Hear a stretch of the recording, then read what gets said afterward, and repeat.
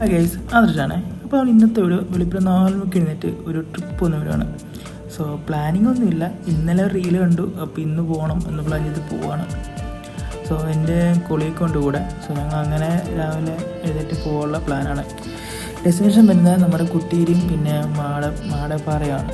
So കണ്ണൂർക്കാർക്ക് അറിയാം എവിടെ സ്ഥലമെന്നൊക്കെ.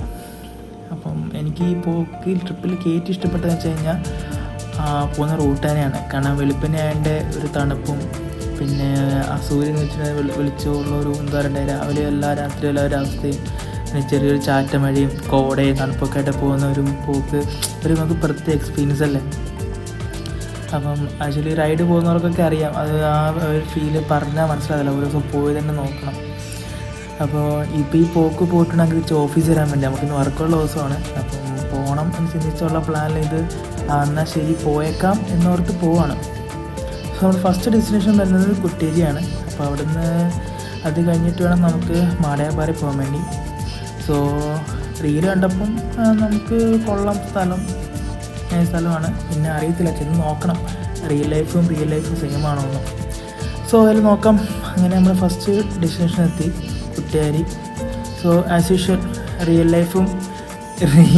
ലൈഫും റിയൽ സേഫും സെയിം ആണ് അല്ല, ആ സെയിം അവസ്ഥ. അതായത് റീല് കണ്ടതും നമ്മൾ നേരിട്ട് കാണുന്നതും എല്ലാ വ്യത്യാസമുണ്ട്.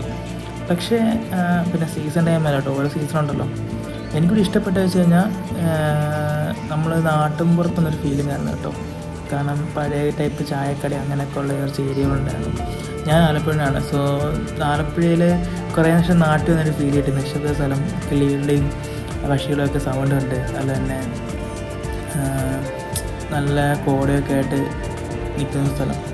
പിന്നെ നമ്മൾ അവിടെ നിന്ന് കുറച്ച് ഫോട്ടോസും വീഡിയോസൊക്കെ എടുത്തിട്ട് ഒരു സൺറൈസ് പറയാൻ പറ്റത്തില്ല, സൂര്യൻ മേത്തിൻ്റെയൊക്കെ ഒന്ന് കയറി വരുന്നു, സൺറൈസ് കോടെ ആയതാണ്.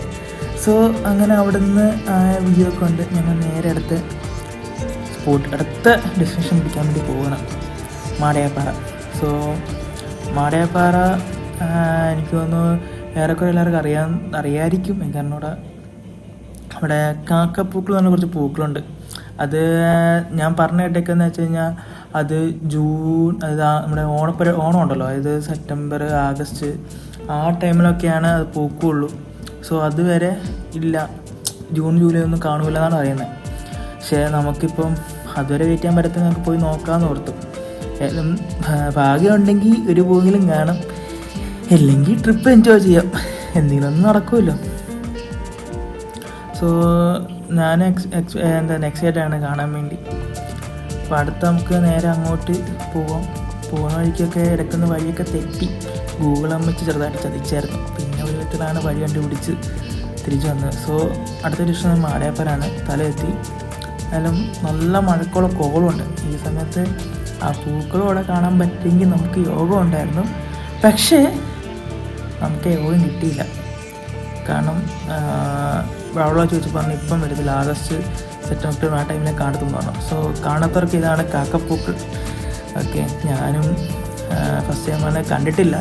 ഇതുവരെ കാണാൻ അവസരം കിട്ടും, എനിക്കും കാണാൻ അവസരം കിട്ടുമെന്ന് അറിയത്തില്ല കേട്ടോ. സ്ഥലം നല്ല സ്ഥലമാണ് കേട്ടോ, കാരണം നല്ലൊരു പീസ്ഫുൾ പ്ലേസാണ്. പിന്നെ എനിക്ക് പേഴ്സണൽ പറയാനുള്ളത്, കുറേ അവിടെ എന്താണ് ഈ കള്ളു കുടിച്ചതിൻ്റെ ഗ്ലാസും പ്ലാസ്റ്റിക്കും സീറ്റിൻ്റെ കവറൊക്കെ ഇട്ട് മൊത്തം സ്ഥലം നശിപ്പിക്കുകയാണ്. നമ്മൾ ഒരു സ്ഥലം കാണാൻ പോകുമ്പോൾ മാക്സിമം നമ്മൾ അവിടുത്തെ വ്യൂ എൻജോയ് ചെയ്യുക. ഓക്കെ, അപ്പം ഇന്നത്തെ ഒരു എപ്പിത്രേ ഉള്ളൂ. സപ്പോർട്ട് ചെയ്യുക എല്ലാവരും.